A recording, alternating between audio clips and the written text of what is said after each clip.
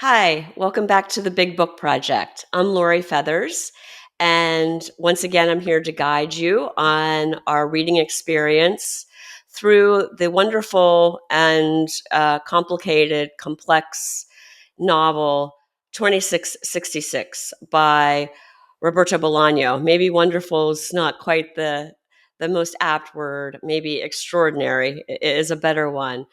But it's been my pleasure to read along with you the first 700 pages of this epic novel. And as we're closing in on the end here, I wanted to talk about a theme that is very prevalent in this work.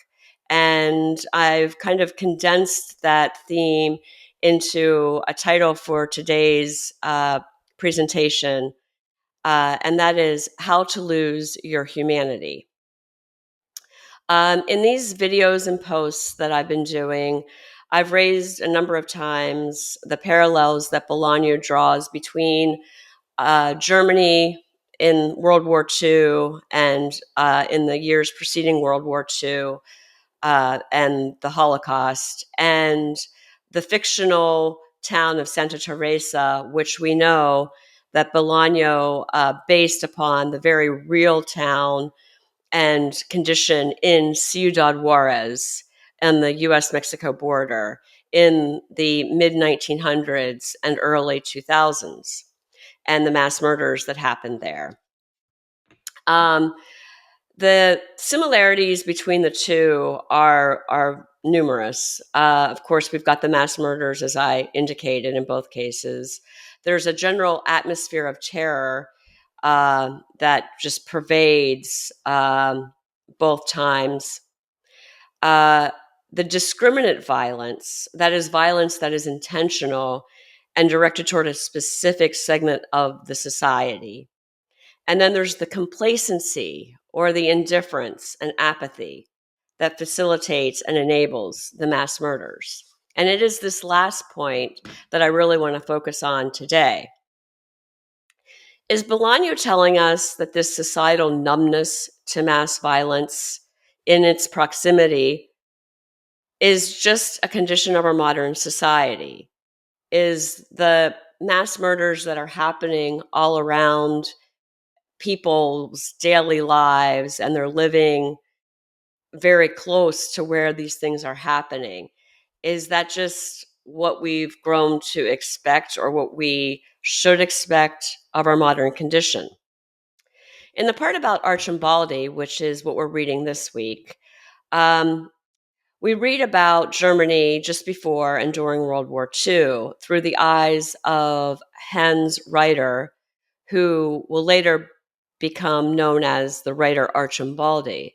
And Hans is a young soldier that's drafted into the German army, and he meets a lot of people that are very cultured, educated, worldly.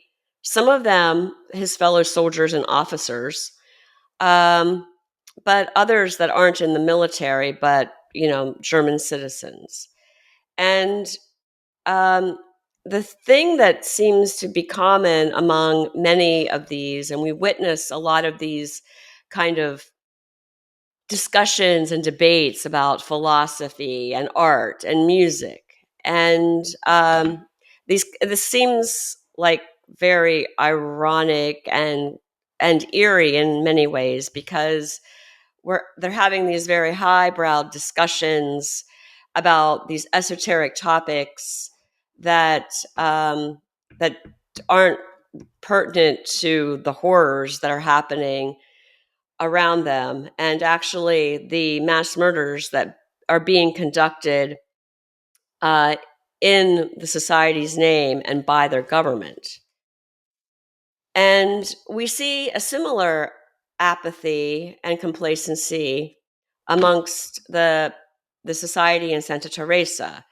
We've got the police force that's inept and corrupt, the government that is very interested in downplaying the murders or pretending like they've solved them already, the business community, both legal and illegal, who is kind of benefiting from the mass murders, the media, who's kind of being paid off to be quiet and also feels that it's in their interest to not investigate thoroughly or aggressively what's going on. And then the population generally mostly just doesn't seem to care that much. Why is this? I think this is really the heart of what Bolaño is interrogating in 2666. Why? Why are people indifferent, willfully blind, not caring, apathetic, seemingly almost paralyzed to speak out, to act out against what's going on? Of course, there are exceptions, and in the novel, we see some of those, mostly women who play the role of activists here in trying to get people to wake up. But for large part, there's just this kind of vast indifference. And Bolaño, I think, really painstakingly through 1,000 pages just keeps going back to this question of why the numbness. I think there probably are a number of reasons, and he helps us kind of see those sometimes in kind of a nuanced or indirect way, that this loss of humanity is effectuated by a million small cuts, gradually and imperceptibly. There's the fact that the persecuted population is made other. They are purposely framed in a way that they're just not like us. And people feel like they cannot or they do not want to identify with them because they don't understand them, or they want to magnify the differences. And we even see some cases in 2666 where people talk about the fact that these people that are being murdered, these young women, in brutal, awful ways, are somehow not part of society. They're not part of real society. They live on the margins of society. They're poor. They work in the factories at the border. They're prostitutes. They don't have maybe the same education. They're just different than us. And therefore, this otherness is something that people in the society can kind of shroud themselves in a protective layer of clothing, so to speak, so that they feel kind of, I don't know, maybe almost a smugness that, that's happening to other people. It's not happening to me. And therefore, they just care less or not at all about what happens to these victims. Secondly, as I noted, there are vested interests in not exposing the full extent of the crimes and the horror of the brutality. And those interests include the government and those making money or becoming rich under the status quo. That is just letting things happen and not kind of raising a red flag and keeping your head down.